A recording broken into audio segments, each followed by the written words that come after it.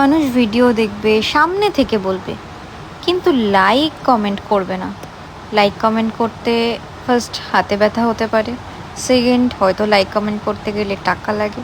এই যে তোমাদের এতগুলো কথা বললাম, আমি নিজেই ভিডিও দেখি অথচ লাইক করি না। সে যাই হোক, তোমরা কিন্তু ভিডিওটাতে লাইক করে দিও।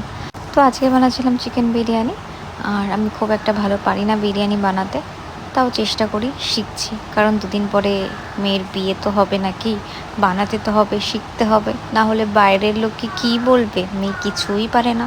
মোটেও আমি এই কারণে শিখছি না, আমি শিখছি আমি বিরিয়ানি খেতে ভালোবাসি।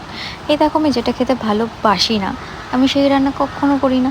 আমি যে কটা ভিডিও পোস্ট করেছি আমার মনে হয় না কোথাও আমি ডাল, মাছ এইসব কিছু রান্না করেছি। মাছ রান্না করলে তাও নিজের কিছু পছন্দের মাছ, সিলেক্টিভ। না তো আমি কোনো মাছ রান্নাও করি না। যেটা নিজের খেতে ভালো লাগে সেটাই রান্না করি, যেটা নিজের ভালো লাগে সেটাই করি। আমি একদম ভাবি না অন্য কার কী পছন্দ না পছন্দ।